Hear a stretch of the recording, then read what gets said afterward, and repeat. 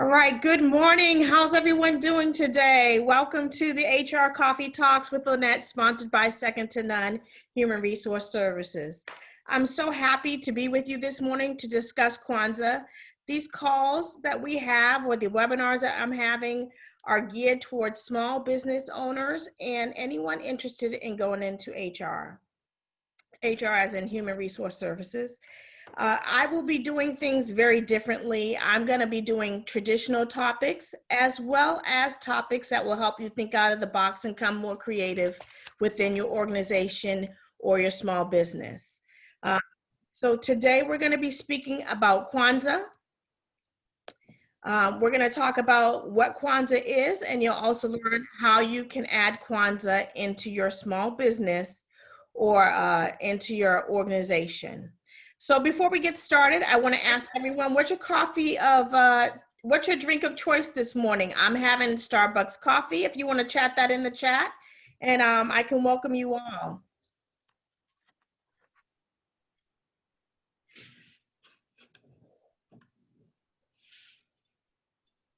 No one's drinking anything? Water, lemon water, tea, smoothies?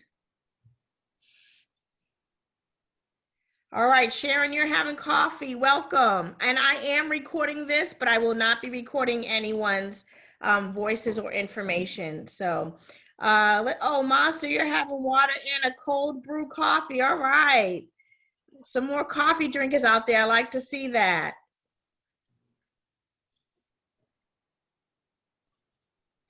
Anyone else want to share?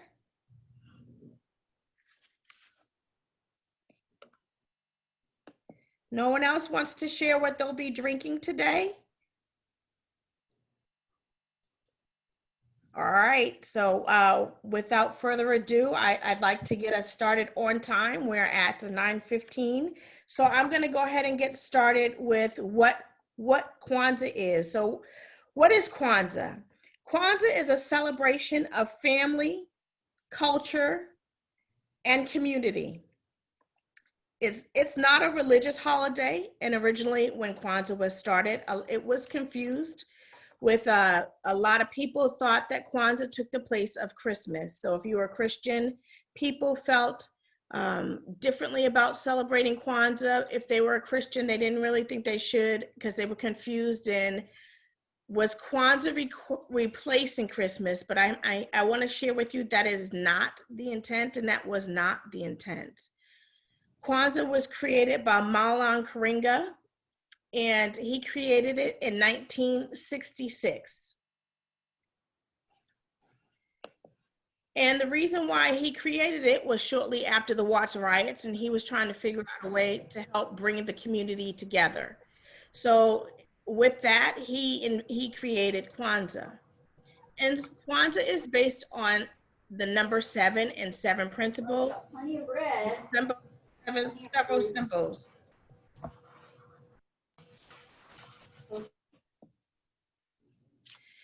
So today we'll talk about those 7 principles and the 7 symbols, and then we'll get into how you can use some of these in your business, okay? So the first principle I want to go over with you today is going to be called the Umoja, and that is actually the first day of Kwanzaa. And I'm going to put my reading glasses on here, you guys, so I'm showing my age. And the Umoja is unity. And it's to strive for and maintain unity in the family, your community, your nation, and within different races.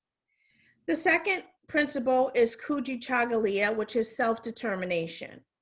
And that is to define, we're saying that we want to be able to define ourselves, name ourselves, and create for ourselves, and speak and be a voice for ourselves and our communities. Ujima, which is collective work and responsibility. And you'll hear Ujima again, because that's one of the principles I'm going to talk about us being able to use within our businesses. So that's to build and maintain our community together and make our brothers and sisters' problems our problems, and to solve problems together within the community and within unity. Ujima, which is cooperative economics, and that's to build and maintain our stores. So we want to make sure that we build our own businesses. We want to make sure that we shop with other businesses that are small and that look like us, and we want to share our profits within our communities. The fifth principle is NIA, and that's purpose. And that's to make our collective voices that's to make our collective vocation the building and development of our community. So that is the fifth principle. It's called NIA, and a lot of people have to do a lot of work within themselves to kind of figure out what their purpose is and how they intertwine their purpose within the communities.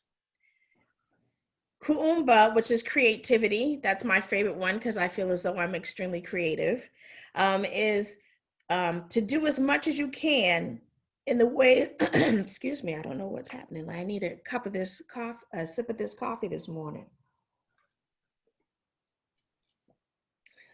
I'm sorry about that.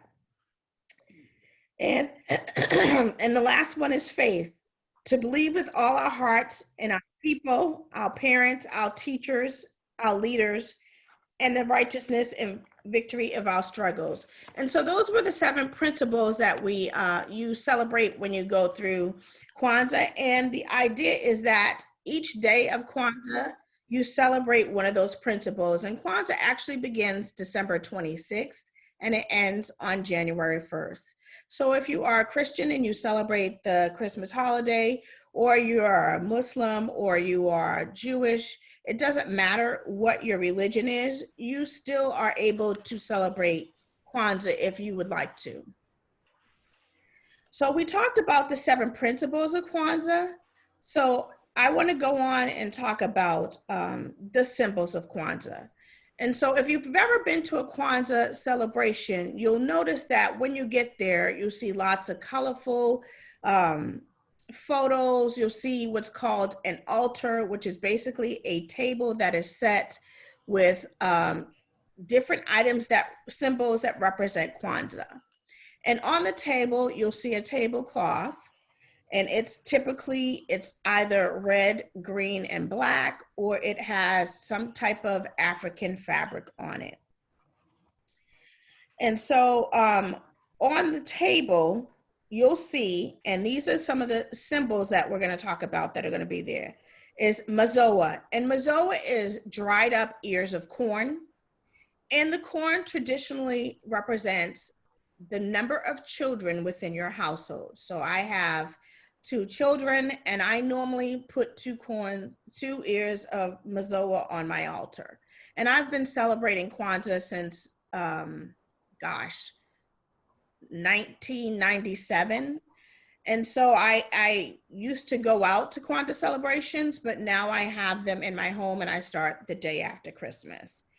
The next symbol that you'll see is called the mkeka, and that's a placemat. And the placemat is traditionally made of straw or some type of corn weaving or basket weaving type of something that you can lay flat. And that's where you place all of these items that we're speaking about. So the mazoa would go on the mkeka. The kanar, which is a 7 candle holder, and it has 1 black candle in the center, 3 red on one side, and 3 green on the other side. And when you light the candles, you always start with the black one. You light that first, and you alternate the red and the green depending on what day you are on after the first day of Kwanzaa. Then we have the Mishuma Saba, and that's the 7 candles. So the black one, the 3 red, and the 3 green. And the Zawadi, and that's gifts that you give to, typically you give it to the children on the last day of Kwanzaa because you have a huge feast and a huge celebration. And you give, those gifts are traditionally made. So it's something that would be useful that you can use, and it would be something that you have made yourself. They don't encourage that you go out and go in debt and spend a lot of money for gifts. It's traditionally, like I said, it's something that you would have made that you have value or gives you some value that you would share with the children that they could use in the future. So those are some of the symbols of Kwanzaa. And as I said earlier, I have Kwanzaa celebrations in my home, and I have done so for several years. And each year we learn something different. So I wanted to give you some ideas and some tips, because at all of these, I like to give you a little bit of education about something, but also I'd like to leave you with 3 tips that you can take away today and implement in your business or your organization and make an impact. Well, that's my hope, that you would make an impact. So I want to give you some ideas. You know, the hot topic now, and I don't like to call it a topic, but I will for purposes of this conversation or this webinar. It's the hot topic, or the hot thing that everyone is always asking is, how can we bring more diversity into our organizations and into our businesses? And I sat on a panel with the Coach Conspirators several months back, and one of the questions I was asked was, how can we start today and make an impact in diversity? And so one of the things I want to say that you can do through Kwanzaa is the first tip, and I mentioned earlier that I would come back to this word, and that was Ujima. So you want to take Ujima, which is a principle of collective work and responsibility. And a couple of things you can do right now or today is you can just put a plan on the papers, put it down in your groups, your communities, or your communities within your workplace, and you just want to write what the word Ujima is, what it means, and you want to, if you have a project that you will be getting out or working on in the month of February, why not? You know, it's Black History Month. What a great time to promote starting to celebrate the 7 days of Kwanzaa. So Ujima could be any projects that you have coming up. You say, hey, let's go meet in Ujima and get to collective work on this project. So that could be an idea. You could just write the word down and post it around and say, you know, remember, we're still celebrating our first month of Kwanzaa, and we want to start, I mean, ideally, you may want to start with Umoja, which is unity, but if you want to start with Ujima because you want to roll out a new project, by all means do so. It's important. The important thing would be that you actually get started with helping to bring some diversity within your organization. It would be a 7 months of introducing a new word, a new concept, and just kind of giving a quick email to everyone. Hey, did you know? And I'll keep it with our theme of the celebration of Kwanzaa or learning about Kwanzaa. And you would throw out a new word and what that new word means. So that was one of the ideas that I had. So, you know, like I said, we all know that February is Black History Month. And if you want to talk some more about that, ask some questions at the end. There will be some time to ask question and answers. So let's see, my second tip would be to, like I said, have a Kwanzaa celebration starting from February, and it would end at in August, and you would go with the principal one, which is Umoja. Say what Umoja is, post what the 7 principles are at the very beginning, and on February, you put Umoja, you have someone write in what the big topic is, and then you also go around at lunchtime and maybe have a little talk about what Umoja is for a brown bag one day. Or now we're all virtual, so you get together for 15 minutes and you kind of just have a talk about what Umoja is. One other idea that I had is there is a greeting in the Kwanzaa. So when you come to someone's house, the greeting would be Habari Gani, and that really just means what's the news. So if you are having people come into an office, or if you're having a Zoom meeting, one of the tips I have is you can start the meeting by saying Habari Gani, you know, and you tell everyone Habari Gani means what's the news. That's absolutely appropriate for a workplace, and that's an appropriate for you to do in a small business, large corporation. And it's also a way to help bring in and live the whole principle of Kwanzaa throughout the year, which is one of the principles that they talk about. How do we keep these words, these principles alive throughout the year?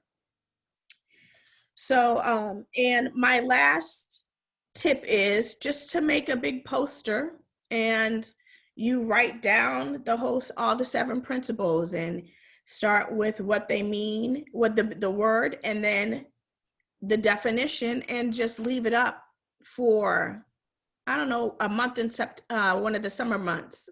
You know, you don't want to, maybe the June, because that's halfway, that's the 6th month into the year. So that would be some ideas on how you can use any of these Kwanzaa principles that we're talking about today. And that's all I have right now. So I'm going to take some time now to thank Sharon Lewis-Gregg for GPAMG for helping me to work with the Zoom system today. My name is Lynette Phillips, and I'm happy to have these coffee chats with you. I'll be doing them starting in January. So follow me and make sure that you are getting notified of what the next topic is, so you can help move the needle in your organization. A lot of these talks will have a diversity component to them. And it would also be something that you can take away that you can use and utilize in your business every day. So as I said, I'm going to open it up for question and answers. If you have any questions, please chat on them in. But remember, I'm Lynette Phillips with Second to None Human Resource, and you can follow me on LinkedIn, Facebook, Instagram at Second to None HR. Also, and if you would take a look in the chat, you can see again how you can reach me at Second to None Human Resources. At this time, I want to thank you all for joining me, and I want to ask you if you have any questions or any questions I can answer about Kwanzaa or any questions about me, please chat them in. I'm happy to answer them for you today. Good morning, Lynette. This is Sharon. I do have a question for you. I know in the past that Kwanzaa was always looked at as a religion holiday based, you know, from the African American community. So most of us know about Kwanzaa, know that it's not a religious holiday like Hanukkah is. It shares the same principles as Hanukkah, but it's not a religious holiday as Hanukkah would be.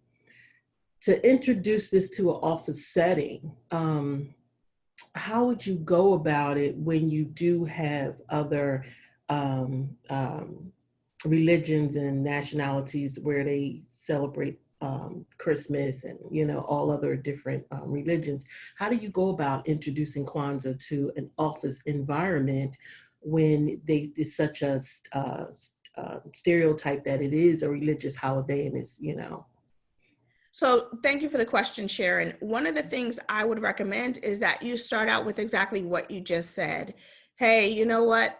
I want to make sure you tell everyone you're going to be teaching them and educating them about Kwanzaa, as well as having and sharing some exercises and principles that you can incorporate within the organization, and let them know, first things first, Kwanzaa is not a religious holiday. It is something everyone can celebrate. And as you heard me probably say a couple of times, it's about the community. It's about how do we come together as people, and how do we work on a common goal together. So I would start with that. And then I would say one of the basic things in Kwanzaa is celebration of these 7 basic principles. And then I would, like I said, post a sign with what the principles are and just have a definition of them. And if you want to go into a greater detail and there are people interested, then hold a meeting or a little short talk. And if you don't feel as though you are comfortable with speaking, reach out to someone who you know can speak to everyone for 35, 40 minutes about Kwanzaa and answer questions. So Thank you. hopefully that was helpful. You're welcome. It was, thank you. Some questions that was posed to me for individuals that could not get on the call today. We do have a question in the chat from Pam Hessler, who asked, you mentioned starting in February, and I wondered why you start in February instead of January. Also, can you suggest the best reference so I can get the spelling of the 7 principles and other terms you mentioned correct? Absolutely. Thanks for the question, Pam. So one I just threw out February because it's Black History Month. So if your organization or your small business is interested in starting to do some diversity work, most people know that February is a Black History Month. So that's an easy way to ease it into the organization or your business. But by all means, you can start in January. You can start in January and just go through this first 7 months of the year. And that would be 7, you could do a principle a month, and that would be your 7 principles. And yes, let me give you, give me 1 minute. Let me get the spelling here of the founder of Kwanzaa. And then if you Google him, anything and everything will come up with that. But I also have a couple books I can share with you as well. So his name is, as I said before, the creator of Kwanzaa is Maulana Karenga, and it's spelled Maulana. That's his first name. And his last name is Karenga, Karenjga.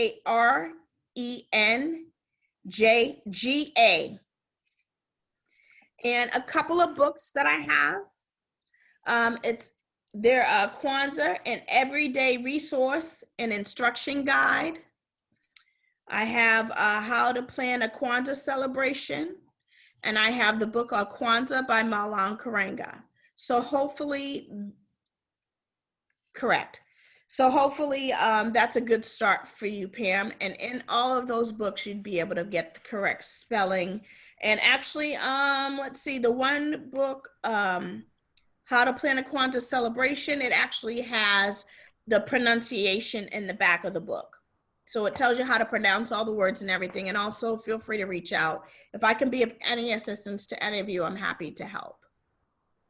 Thanks so much, Lynette. This is really interesting. I remember hearing about Kwanzaa years ago, and at one point I knew more about it, but it's been a long time since I've been refreshed on the principles and everything. So I really appreciate this. Thanks so much. You're welcome. Lynette, the book, How to Plan a Kwanzaa Celebration, is that by Maulana Karenga? No, it's not. That is by Ida Gamble Gums and Bob Gums. Typing it in the chat. Spell it for me. IDA and then Gamble GUMBS. And then and Bob, same last name, Gums.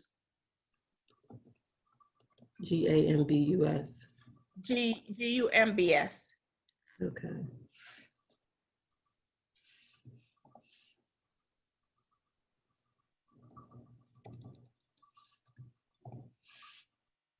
Let's see. Oh, it looks like we had a hand, Mazda. Hey, everybody. So hope everybody's great. So my question was, because Kwanzaa is obviously cultural, I know I get a lot of questions sometimes about different things. And there's a lot going on in our world, like what's appropriation, what's not, can everybody celebrate it? So can you just give your insight on how to frame that so everybody feels comfortable that although this is something that was started in the African-American community, like everybody's welcome to celebrate it? Like how would you frame that so that that's not a concern for folks? Okay. Absolutely. Thanks. Hey, Maz, good to see you. Yeah, actually, I will address that. So originally, Kwanzaa was created, as I said earlier, you know, the Watts riots were going on in California. And if you, when you do some research or you look at Maulana Karenga, he actually was an activist, and he became a professor in one of the universities in California.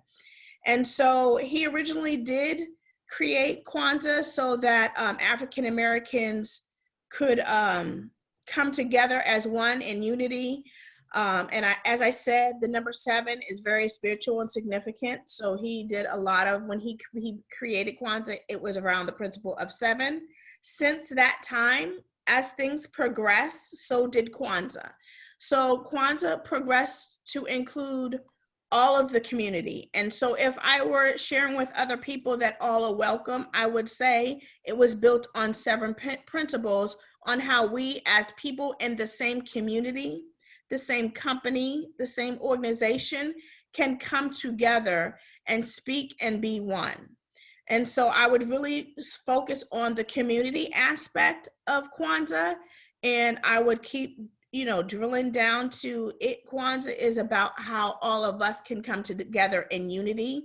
If you go back to a lot of the 7 principles, we spoke about Imani, Nia, Kujitagalia, Ujima. So we spoke about all of those, and all of those things, while they have different meanings, they all can fill in and go back to the whole principle of community and how we can work together collectively. So I would definitely make sure that I shared with everyone, it is a celebration of culture and different cultures and community, and how we are embracing all of those aspects. So hopefully that was helpful. If you wanted to if you want me to go any further, I will. That was really helpful. Really helpful. Thank you, Lynette. Thank you. Do we have any other questions, Sharon? No other questions in the chat. Okay, let's see. Let me just make sure I peruse through here. Oh, Kelly Polson. Hey, Kelly, how you doing today? If I'm understanding correctly, it sounds like Ujima could be an interesting way to start out a brainstorming. Yes, absolutely, Kelly. You could definitely start a brainstorming session or anything of that nature with Ujima. That's what you said, correct? Yes. Collective work and responsibility. Absolutely, you could. So Kelly says, if she was understood correctly, it sounds like Ujima could be an interesting way to start out a brainstorm or even a co-working session. You absolutely could. And so that's why I said a lot of these principles of Kwanzaa can be tied into easily a working community, very easily into a working community. And I will, as time goes on, we'll share other cultures and other celebrations or other traditions that they have, and we'll figure out how to weave all of these things together and address everyone in a way that they would feel comfortable. So, because the whole thing with this, with diversity, and the whole thing with making sure we have the best workplace ever, is we want to make sure that everyone is feeling like they're being inclusive in the working community and the working space. So, absolutely, Kelly, spot on. So is that it for now, Sharon? Are we done with the question and answers? I believe so, unless anyone want to chime in with a question. I think we're good. All right, I want to thank you all again for joining me. I'm extremely happy you were here and you got up and spent this time with me having my morning coffee. And I look forward to seeing you at the next chat. Have a fantastic day. Thank you. Thank you. Thank you. Thank you. Thank you.